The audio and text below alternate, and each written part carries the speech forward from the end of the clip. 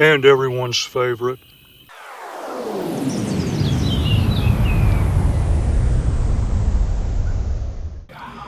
Well, good evening and welcome to the Arbor Hills Nature Preserve in Plano, Texas. Tonight's exercise is a field test of the Wurkkos HD50 headlamp. I do want to thank Wurkkos for sending me this light and making the review possible.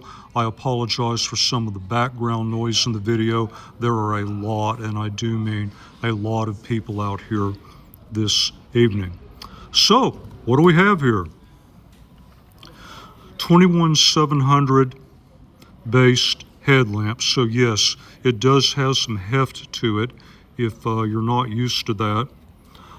In preliminary testing, these straps proved to be very comfortable, very easy to lock in. That's important because you'll notice the strap does not extend across. So this is what's directly touching your forehead. It is soft, it is flexible, but if you're not used to carrying this type of weight up around your head, that may be a consideration. Also, if you live in a warmer climate like I do here in Texas, you get sweaty, this will be prone to slipping. So the weight in this particular setup is something that you may want to give some thought to as part of your buying consideration. Dual switches, very convenient, very easy to use. Mode, brightness. Doesn't get much simpler than that, and I do like simple. In terms of output modes, you have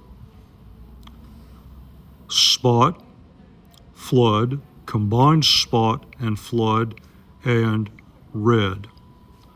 White output levels are eco. I may also call that moonlight later in the video. Low, medium, high, turbo. With red, you pick up an SOS. Very simple. It seems like a very sturdy build. I really don't need to go over the UI. In addition to being very simple, it works exactly as advertised. I do want to mention one thing, and that is you do have some flexibility with this light in terms of being able to change the output level with either switch. And on the one hand, that's convenient. But on the other hand, let's suppose you've double-clicked to go into turbo. You want to do the single click to return to your prior output level, but maybe I've got something in my right hand, so I do that with the left, and I use the mode button instead. Well, a single click of the mode button is going to switch the mode. So again, something to think about. I will point out that you have direct to eco from off. You have direct to SOS from on or off, direct to turbo from on or off. I probably don't really need to say much more. You didn't really come here for me to read the website or the user's guide back to you. What you really want to see is beam shots and field performance. All right then, you want it, you got it. So here we are at the bridge where I normally do output tests. We'll start with the flood outputs. This is eco. I would certainly buy that as a moonlight, but I'll let you make up your own mind. One up into low.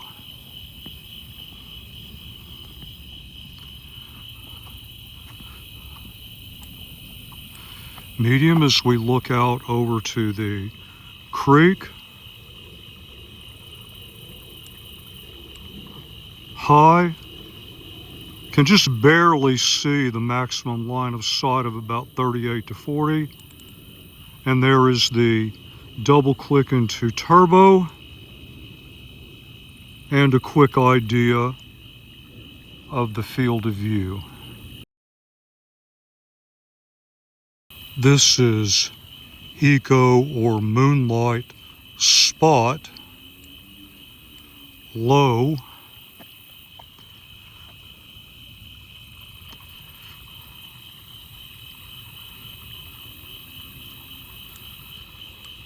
medium.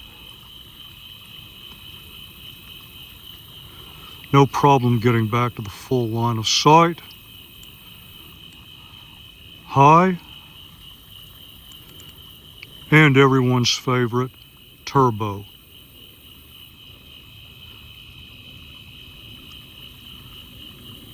Field of view. For combined, I'm just going to show low, medium, high in this area, starting in low, medium,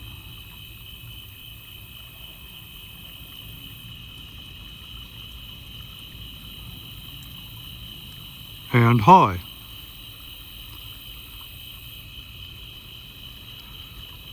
Field of view. First practical exercise of the evening, close quarters search here at the playground.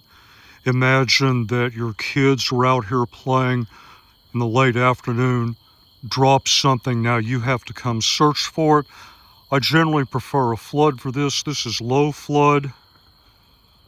I would say this is pretty decent, inside of maybe 5, 6, possibly 7 yards. I would generally, though, want a little bit more, especially if I didn't have a really, really good idea of exactly where they might have dropped the item. So let's go one up into medium. Okay, that totally nails it.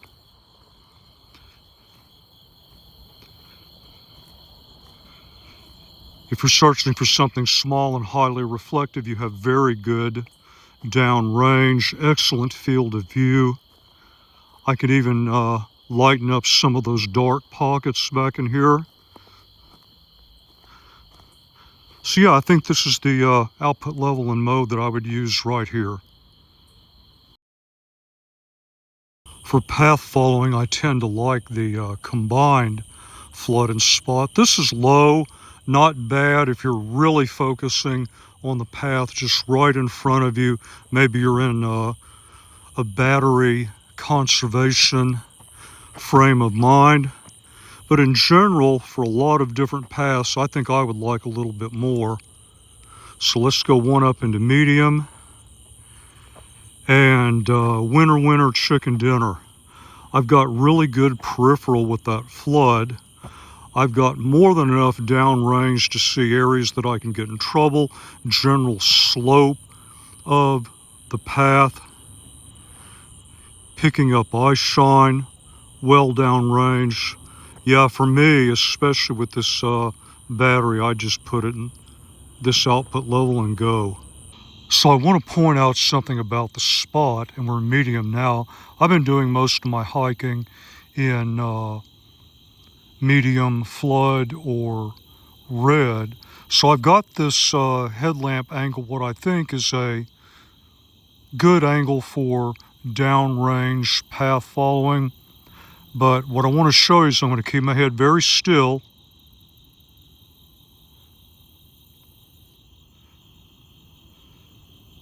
I haven't even gotten down to my feet yet. Okay, that's not quite foot level. You can see how much of a dark spot I have right in front of me. So if you are night hiking and you really want to max out your safety factor, I'd really recommend using that combined mode. So I've been testing out high red while I walk along the path there. I think high is definitely the output level that I would use on average. That's a little kick up from turbo, a little bit more downrange. I mean, just for general night hiking across a very groomed path, not bad at all. And there's the flashing red from the top of the observation tower. Approximate distance 40 yards. Yeah, I could probably see that for 200. And turbo burned down. This is a little bit different spot. I tried to film this earlier and just had too much trouble with other hikers walking behind me and making a lot of noise. I'm looking at an area where I've got about 140, 150 yards line of sight.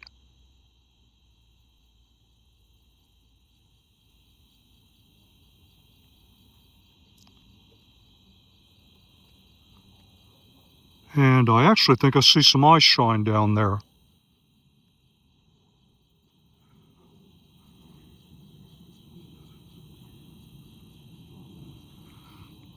Now I just did a quick check with my fingers. There's definitely some heat coming out of the headlamp, but I can't feel anything on that rubber pad. I did check that, and full disclosure, I am wearing a buff.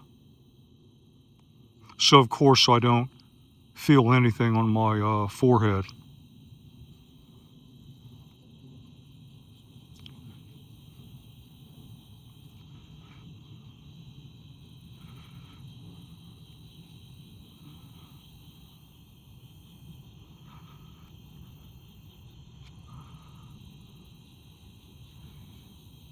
Heat is more substantial now. I still don't think you would ever feel anything on your forehead though.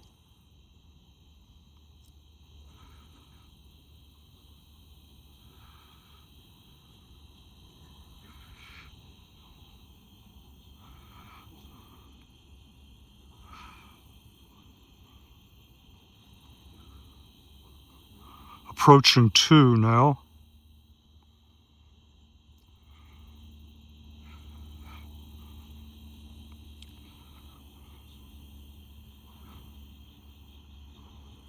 Comfort-wise, this has been really good all night. I did have some issues with trying to adjust the headlamp up and down with one hand. At least right now, it's definitely a two-handed operation. I don't know how that rubber is going to hold up, let's say in the dead of winter when it's really cold. Well, really cold by Texas standards, which is usually anything below 40.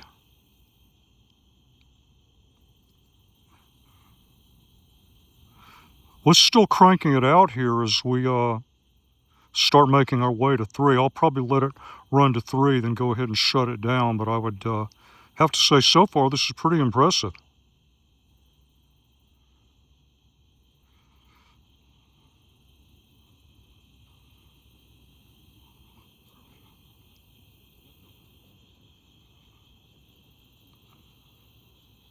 Well, there you have it, 3 minutes. This is low combined flood and spot as we wrap things up. Medium. I can barely make out maximum line of sight of 55 plus yards back there. One more into high, and then I'll pan around to the right. Look up into the trees. And I hope you saw everything you needed tonight. Very interesting light, decent value for the dollar. I suppose you can go to the website, check it out a bit more.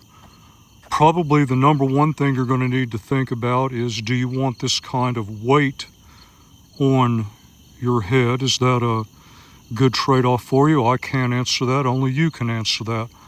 I've got the easy job. I do the test. I hang out with the wild animals. You're the one who has to make the decision. And if you need something else to make that decision, leave a comment. I'll see what I can do. And as always, until the next review, thank you very much for your time, and thank you for watching the video.